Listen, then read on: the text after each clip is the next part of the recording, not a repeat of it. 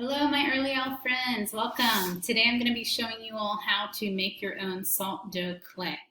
So, very important first thing, let you know what you're going to need. So, please get yourself some flour. It can be regular flour, it can be gluten-free flour, whatever you have at home.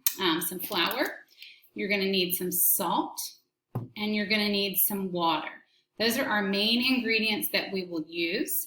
If you happen to have some food coloring at home and you want to make some colorful clay, you could do that as well. If you have it, optional, up to you. And then you're going to need a bowl for mixing in. You're going to need some sort of a spatula or spoon or something to stir with, a measuring cup. You're going to want a tool to work with, so if you have a popsicle stick, a pencil will work fine, even a wooden skewer would be great, any of those things. And then you're going to want a surface to work on. So I have here just kind of a thicker piece of like a poster board type paper, but you also could use canvas if you have that at home, or just any old regular piece of paper will also do just fine. So have that somewhere close by. And then I have optional here, just some fun, like I have a cookie cutter and a rolling pin. If that helps you and you have it, go for it. All right, so to make the clay dough, you're going to, very first thing, measure out a 1/2 cup. And you'll find that, of course, on your own measuring cup, but you're going to measure a 1/2 cup of flour. So go ahead and do that.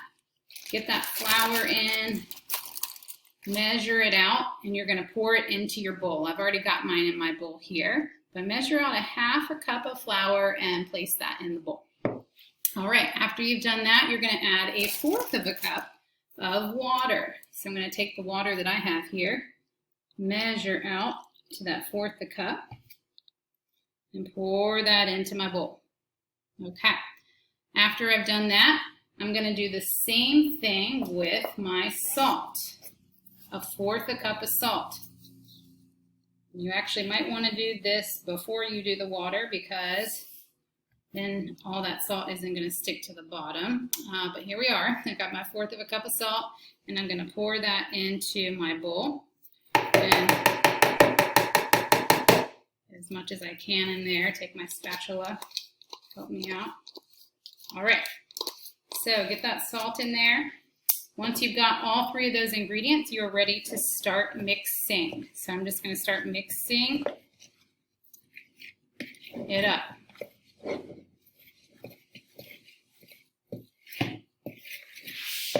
Get a little bit closer to the camera so you can see. All right, so I'm mixing. And it's going to seem like it's breaking apart at first. We'll get in there with our hands in a second.